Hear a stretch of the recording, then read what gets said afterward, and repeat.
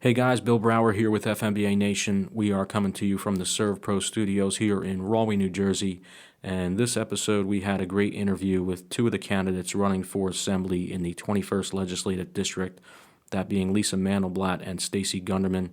It was a great conversation. We talked about some key topics that affect the members of the NJFMBA, and we're hopeful to have the support of the FMBA members to help them really push hard and win the race in that district. It's important for you guys to get out there and vote this Tuesday, November 5th, and enjoy the episode. All right, so this is Bill Brower with FMBA Nation. I've got some special guests with us. They're going to be talking today. I'd like to introduce Lisa Mandelblatt and Stacey Gunderman. They are running for the Assembly in the Legislative 21st District. And I wanted to, first and foremost, thank you guys for being here with me. Lisa actually grew up in Springfield. She currently lives in Westfield, and she serves on the Board of Trustees for the Edna Mahan Correctional Facility for Women, as well as serving as an ambassador and member of the Development Committee of Family Connections. We also have with us Stacey Gunderman. She's a working mom, a wife of a school teacher, engaged activist and community organizer. She currently resides in New Providence, and she used to serve as a financial professional with Prudential, as well as a sales professional in senior living, and her current role is an account executive in communications and technology solutions. So guys, thank you for joining me today. Very excited to have you on the show, and anxious to hear some things coming out of the 21st District. Bill, thanks for having us. Yeah, my pleasure. So first and foremost, give us a little bit of background on your political experience here, and kind of what led you to this point. So this is Lisa. I never thought I would be in this position. Running for office was not something that was even remotely on my radar. I was an attorney. I retired from that, spent time at home raising my children, involved in my community, and then I became a teacher in the elementary schools in Westfield. And that was all going along just fine until the 2016 election. And I realized then that it was time to actually do something, and do something big. And crazily enough, I said I was going to run for Congress. And so I got into that, and I ran a really good campaign. But then I got out in February of 2017, endorsed Congressman, at that point, just Tom Malinowski, worked on his campaign, and helped get him elected. And I realized that all the issues we were talking about during the congressional campaign were really things we could tackle here on the state level. And that's what made me decide to run for this office. I can only imagine what that campaigning must have been like, trying to run for that position. It was a little crazy, but it was an amazing experience. And the best part of it was I met so many wonderful people along the way that when it came time to start this campaign, and I had already built so many great relationships, and that's really helped during this process. Stacey, give me a little background about what your political experience has been. Sure. So similar to Lisa, this wasn't necessarily something that was on my life plan. Yet, the 2016 election served as a wake-up call for me, especially when I looked at my two young boys, who at the time were about 1.5 years and 4 years old. I really felt called to stand up and do more so I could create a better world for them to inherit, and make sure that I was, helping to support people that I believed in, who would be role models for them. Right. And, instead of running for Congress, I started by organizing buses. Okay. I started on the grassroots side of it, organizing buses first to the Women's March, because I knew I couldn't be alone in feeling that it was time to step up and to do more. And that led to me coming home and realizing that the best place to start was in my own backyard. And in my town, we didn't have a Democratic Party presence. We only had one side of the issue. We only had one party showing up. And if we were going to engage in civil discourse, it really needed to begin where we're known and respected and valued. So I started a Democratic club. We started running candidates. And Lisa's and my world kind of crossed, especially during the congressional race, when I was helping with Tom's race from a local perspective. and, really being the boots on the ground there. And again, like Lisa said, the values and the issues that were so important to so many of us in this congressional race are things that can and must be legislated here on the state level. And here we are together today. Yeah, and that kind of leads me to, what has kind of motivated you guys? I know you spoke about envisioning the future for your children and making things a better place, and especially New Jersey, which we all know we've had some, some issues in the past here politically in the state of New Jersey. What kind of motivates you guys to get involved at the state level in the political scene here, specifically in the 21st district? So it's no secret New Jersey is facing a real affordability crisis, and it's hurting seniors and working families particularly hard. And just feeling like we can actually do something about it. It's not going to be easy. Obviously, if it was easy, we wouldn't fix the problem. But it's been for too many years. I think our problems were ignored or pushed down kicking the can down the street. And if they're coming home to roost now, we've got a transit system that is broken and underfunded. We've got a pension system that has been completely underfunded. Glad to see that FMBA has been able to take control of, your own pension system. And I know John Bramnick voted against that, and Nancy Munoz shockingly abstained. And so that's kind of, those are the things that made me realize that we needed to, yelling into the void isn't going to do anything, and being on Facebook and complaining wasn't going to change things. It was, if I wanted to see change, I had to do something about it. Hey guys, Bill Brower here with FMBA Nation. I wanted to take a minute to tell you about ServPro of Central Union County and Western Essex County. These guys are a trusted leader in the restoration industry. They provide 24-hour residential commercial services with highly trained restoration technicians. They're a locally owned and operated business, and they're dedicated to being faster to any size disaster with the training, equipment, and expertise to handle your restoration and cleaning needs. Some of the things that they cover are water damage restoration, fire damage restoration, mold remediation, storm damage restoration, cleaning services, and building services, to name a few. These guys understand the stress and worry that comes with a fire or water damage and the disruption it causes to your life and home or business, and their goal is to help minimize the interruption to your life and quickly make it like it never even happened. Our friends over there, Carl Spinner and Bob Morrison. Carl has over 25 years of experience in the industry. Bob Morrison has over 35 years of service industry sales experience. So don't hesitate to give them a call. You can reach them at 908-233-7070.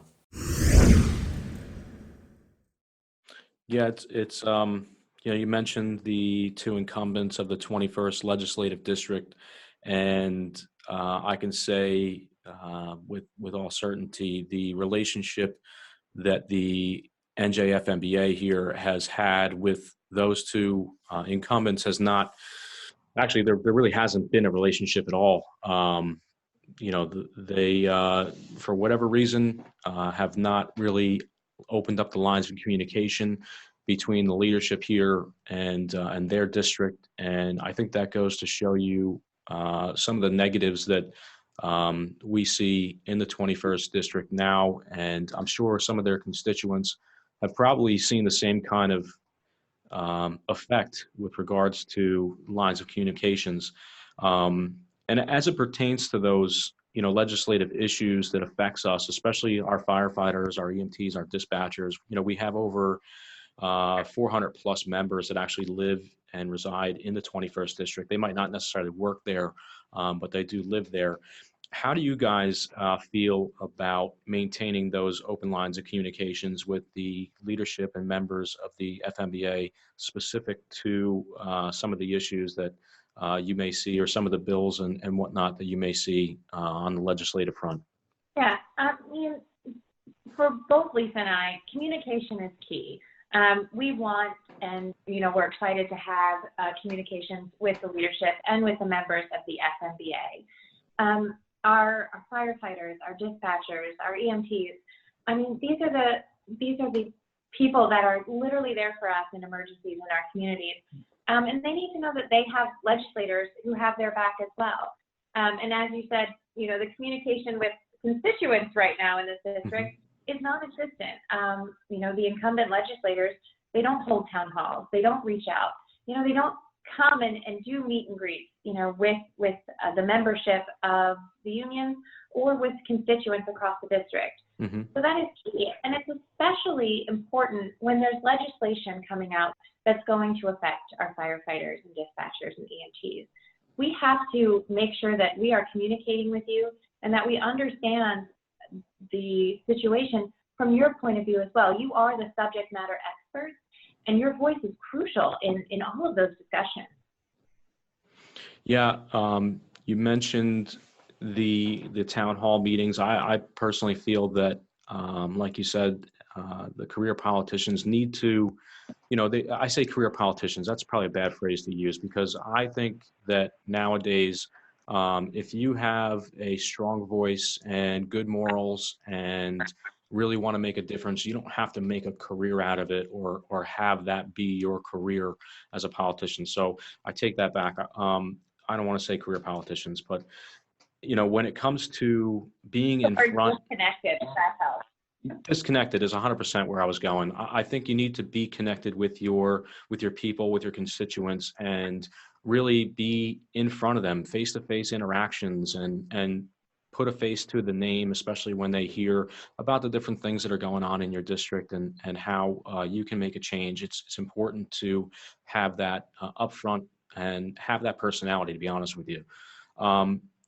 What kind of things that are going on in the 21st district that you feel are important to you? If you could kind of shed some light on some of your plans and ideas and things that you look to improve on, that some of our members that live in that area could kind of hear you say. Sure. I think one of the biggest issues that we've been hearing, since 2016 really has been about healthcare. I think that's such a big issue federally and here in the state. And I know that your members are still sort of feeling the pinch of Chapter 78 and how that took away your members' ability to collectively bargain. And we want to make sure, we recognize firefighters, first responders, your healthcare needs are different because it's so physical what you're doing. I remember I was speaking to somebody, a firefighter was saying, you answer a call to something, you get hurt, you get sick because you're dealing with, someone who's got the flu, and then the first responder is then responsible for their own healthcare costs for that, for that. So it's a byproduct of their job, and we want to make sure that your health insurance is you can afford it, and it's good, and it gets you to the right doctors and good doctors, and those are, I think, something that we're both really passionate about. Right, and part of that comes from having legislators that live and breathe that situation. My husband is a school teacher, so he's subject to Chapter 78, and we've lived that reality in our own household, and seen declining take-home pay because of how healthcare is.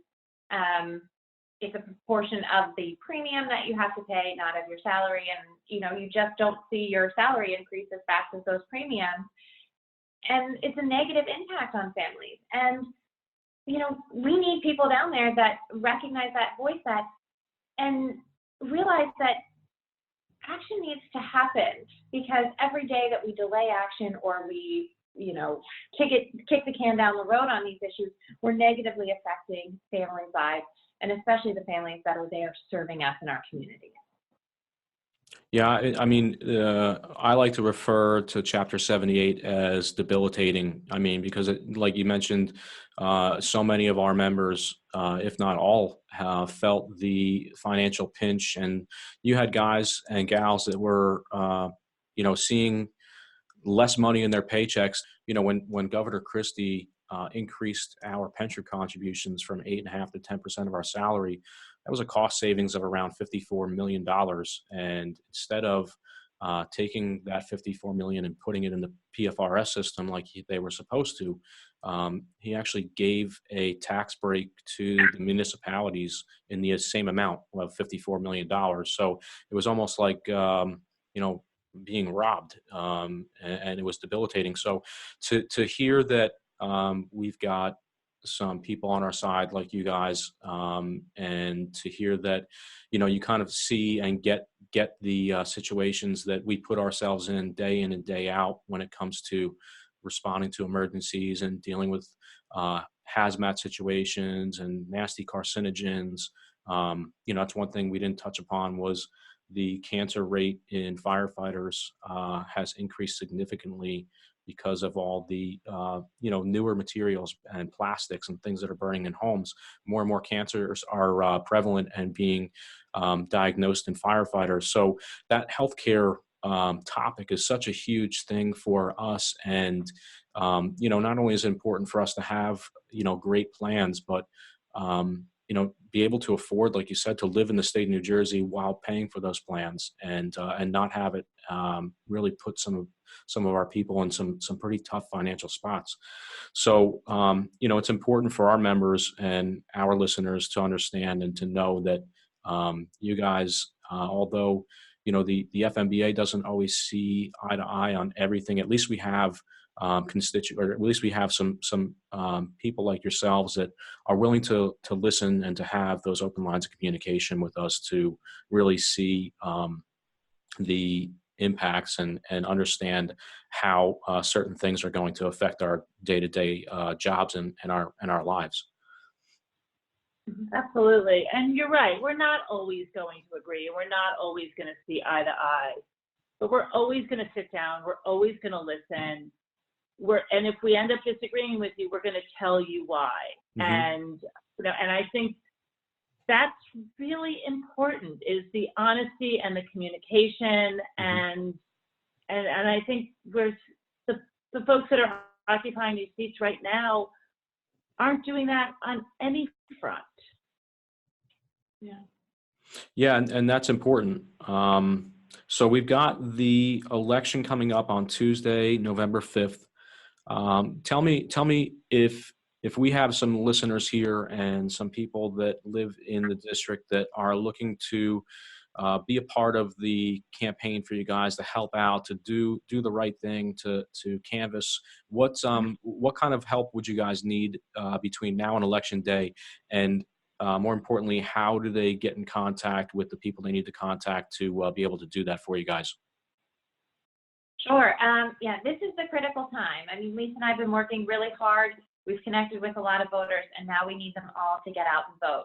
So this is what we call Get Out the Vote, or GOTV. So we have a sign up. You can go online to GOTV.mg for Mandelblatt, Gunderman, LD21.com. And there'll be a sign up there for canvassing, for phone banking.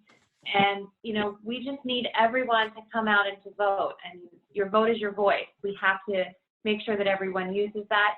If anyone has a vote by mail ballot still in their home, make sure they return it.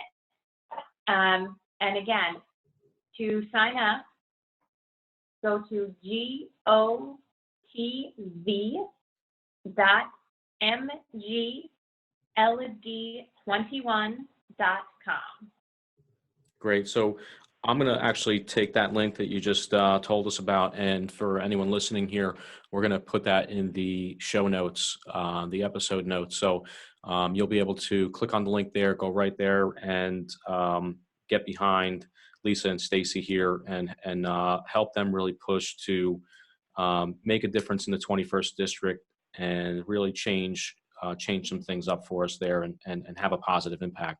And just to clarify, I know there may be some people listening that maybe they're not sure which towns are in the 21st district, but I just wanted to point out that covers Morris, Somerset, and Union County, and includes the towns of Berkeley Heights, Bernards, Chatham Borough, Cranford, Far Hills, Garwood, Kenilworth, Long Hill, Mountainside, New Providence, Roselle Park, Springfield, Summit, Warren, Watchung, and Westfield. Okay, so one other thing too, I know, at least in the firehouse, you sometimes you get some of the naysayers, some of the negative people that really feel that politics is politics and don't understand the true value of a vote. So I just wanted to, kind of point out that, especially to our people in the 21st legislative district, that it's crucial for you to get out there, to go to this website, get out the vote, and to get to the polls, and really to get your family to the polls, get your friends to the polls, because every vote is important, and every vote is a difference maker. And especially in your race, I think it's key for us to get as many of our men and women out there to get behind you and support you. Absolutely. Thanks, Bill. Thank you. All right. Well, thank you guys so much again for your time. Again, if anyone is interested and is willing to help and can help, can donate their time, go to gotv.mgld21.com, and we can get you some more information on how to help Lisa and Stacey. So again, Lisa, Stacey, thank you so much for your time sitting here talking with me, and we really hope that you guys pull out a victory there on November 5th. Thank you, Bill. With the support of your members, I'm sure we'll be able to do just that. Thanks so much, Bill. We really All right, enjoyed guys, the thanks for listening Great. to another Thank you, guys. great episode of FMBA Nation, and stay tuned for some more great content to come. You can find us on Facebook, Instagram, and Twitter. You can also listen on the NJ FMBA YouTube channel, as well as Apple Podcasts, Anchor, and the Google Play Store. And if you're interested in becoming a sponsor of the FMBA Nation podcast, please email us at nation@njfmba.org.